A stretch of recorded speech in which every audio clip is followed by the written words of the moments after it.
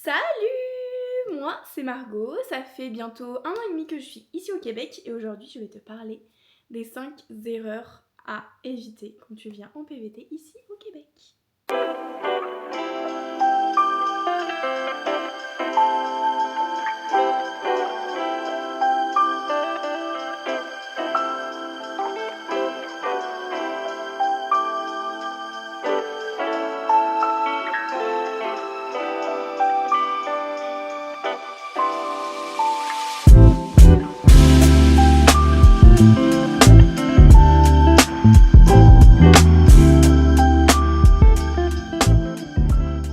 On va parler des erreurs que nous on peut avoir fait.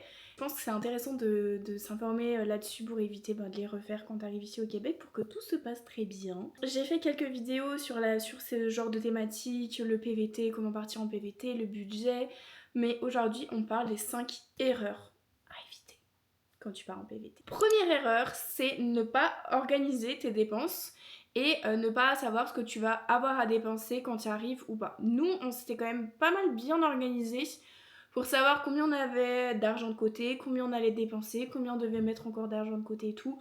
J'avais vraiment fait une liste de il va falloir dépenser ça. Et en fait, quand on est arrivé, il y avait encore d'autres dépenses qui sont arrivées en mode ah, mais on n'avait pas pensé à ça, ah, on n'avait pas pensé à ça, ah, puis ça, tiens, les impôts qui tombent, les impôts en France, les impôts au Québec. La première année, c'est toujours un peu compliqué. On avait dépensé énormément d'argent pour faire nos déclarations d'impôts ici. Donc tout ça, c'est des choses à prendre en compte. Et si tu te renseignes pas un minimum avant de venir ici, bah tu vas être là genre ah d'accord, ok, mais je savais pas que j'avais payé ça. Donc ouais, vraiment se renseigner sur ce que tu vas avoir à dépenser, ce que tu dois faire, ce que tu dois pas faire, enfin au niveau de tous les papiers, enfin par exemple moi je me souviens j'avais oublié qu'il fallait payer la plaque d'immatriculation, qu'il fallait payer les permis, les impôts, je savais pas comment ça se passait parce qu'en France ben t'as juste à cliquer, enfin si c'est pas ta première déclaration d'impôt tu cliques tac tac tac ok tout est fait, mais ici bah en fait quand c'est la première fois on était passé par un organisme de comptable qui nous avait fait notre propre déclaration d'impôt et ça nous avait coûté super cher, enfin je m'attendais pas du tout à payer ça quoi. Je crois c'était 150 $ par personne juste pour que quelqu'un te fasse tes impôts, puis ensuite il fallait payer tes impôts, faut payer au provincial, au fédéral, donc tu vois c'est plein de trucs à faire qui sont lourds, t'as pas envie de les faire, mais si t'es au courant de tout ça t'es genre ok, je vais peut-être trouver un comptable et faire directement avec lui. Enfin voilà, c'est des choses qu'il faut prendre en compte pour éviter au moment de payer les charges ou les impôts, enfin peu importe la demande enfin ce qui tombe, au moins vous êtes au courant et puis vous aviez prévu ça dans votre budget et puis vous êtes comme ça.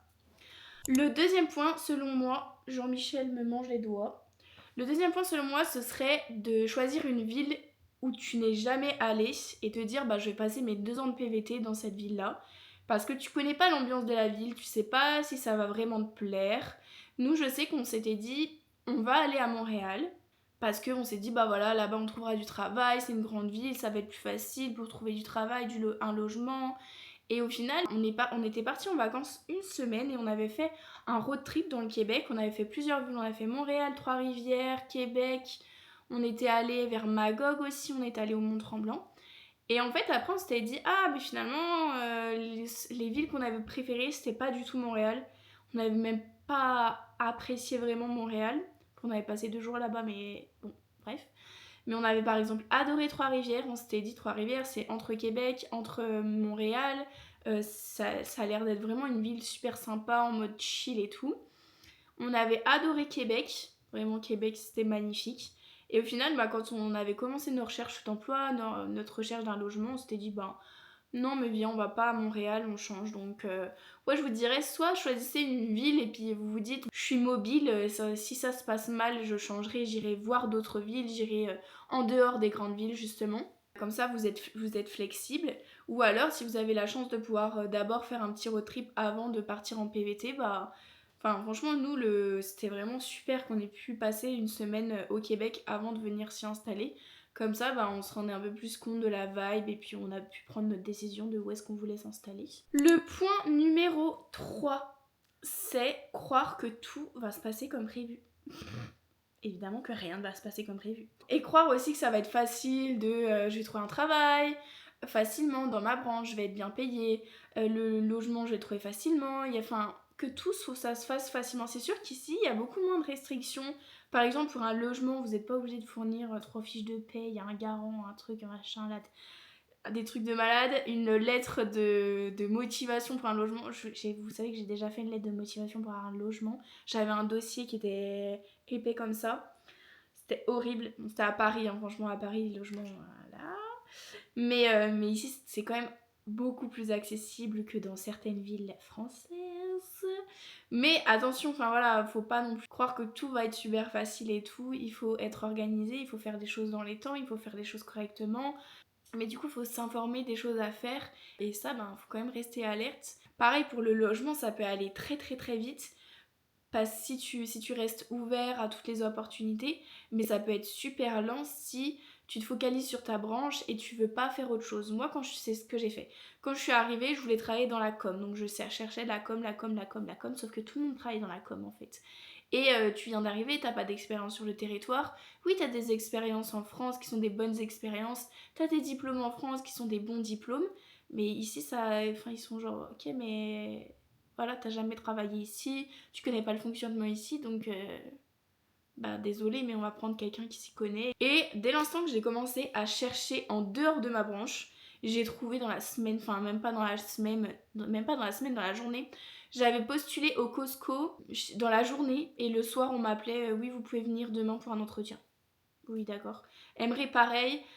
Emre lui il a pas du tout cherché, il a pas de branche prédéterminée, enfin Emre il s'adapte super facilement et tout, donc il cherchait dans n'importe quel job et là il a trouvé et pareil, il a postulé et dans la journée on le rappelait pour lui dire est-ce que ça vous convient? Oui ok vous êtes embauché, il a même pas eu d'entretien.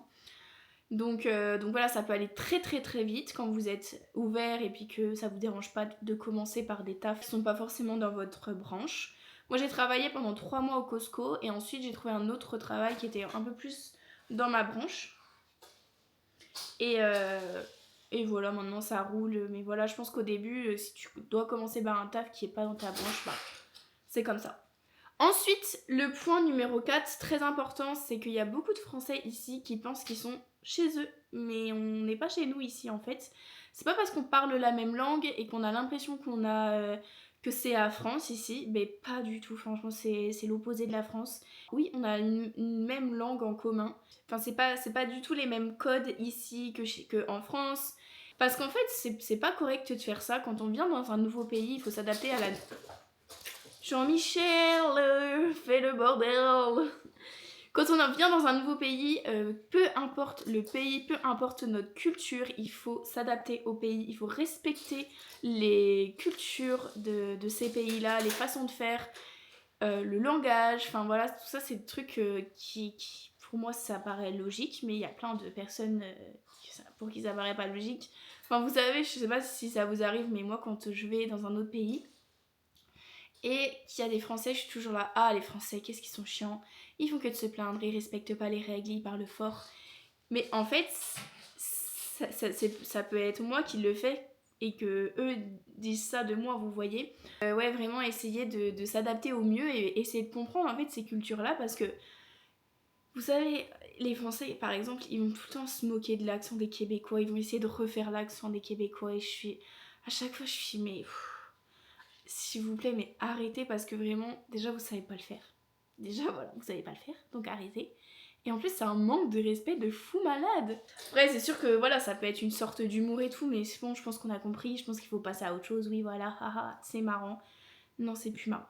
Passons à autre chose, essayons des blagues un peu plus recherchées, un peu plus drôles, mais se moquer de l'accent d'un autre pays, je trouve que on a eu notre dose.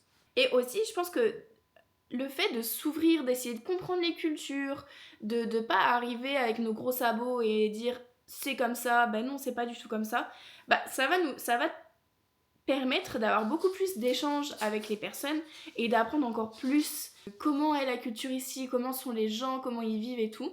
Donc je pense que c'est beaucoup plus riche en fait d'agir comme ça plutôt que d'arriver comme si on était en terrain conquis et puis de faire comme si on était chez nous, quoi. Le point 5, je dirais ne pas arriver avec des attentes irréalistes. Ça fait plusieurs années que le Québec et le Canada sont vraiment vus comme un Eldorado pour pas mal de nationalités, dont les Français. Mais ici, c'est pas le pays des bisounours non plus. Enfin, comme je disais dans une autre vidéo, on vit sur Terre, il y a des problèmes partout, pareil, c'est toujours les mêmes problèmes, la politique elle n'est pas parfaite, il y a toujours des criminels à droite et à gauche, il y a des choses qui fonctionnent pas correctement, même si ils essayent de faire pour que ça fonctionne correctement. Donc vraiment, voilà, partir avec ce point en tête de c'est pas le paradis ici, il n'y a pas de paradis sur Terre, donc le garder en tête. Par exemple aussi, je pense surtout à l'immigration, surtout en ce moment, c'est très très compliqué l'immigration. Donc pas se dire, bah moi je vais faire un PVT, et puis ensuite j'aurai la résidence permanente, et puis ensuite j'aurai la citoyenneté. Parce que les lois sur l'immigration, par exemple, changent tous les 4 matins. C'est extrêmement difficile d'avoir un permis de travail. Donc voilà, partir du principe que rien n'est acquis et que tout peut changer et qu'on vit au jour le jour, donc ça peut changer. Et puis voilà, je dis aussi ça pour ne pas qu'on soit enfin ne pas partir déçu en se disant bah moi j'avais tout un plan de vie détaillé sur comment j'allais vivre mes 10 prochaines années au Québec ou au Canada. Finalement ça se réalise pas parce que l'immigration ça change, parce que X raisons en fait, enfin il peut y avoir X raisons. Voilà, c'est à peu près tout pour mes 5 points sur les erreurs, les points à éviter ou à mettre un peu des warnings quand vous venez ici en PVT. Je vais juste rajouter un tout petit point bonus, c'est ne sous-estimez pas l'hiver. Ici il fait vraiment très très froid, mais si vous êtes bien habillé, si vous avez les bons vêtements, ça va bien se passer. Mais il faut avoir les bons vêtements, il faut avoir des chaussures qui résistent au froid, il faut avoir des bons vêtements de corps, il faut avoir un bon manteau, il faut avoir des gants, des bons gants pour que vous puissiez justement profiter de cette super belle saison, profiter de la neige. Si vous n'avez pas ce qu'il faut, vous allez tomber malade, vous n'allez pas vouloir sortir et du coup vous allez louper plein d'activités hivernales qui sont vraiment trop chouettes. Donc ouais, petit point bonus, ne sous-estimez pas l'hiver, attention à vous. Et voilà, c'est terminé pour mes 5 points à éviter quand vous venez en PVT ici au Québec.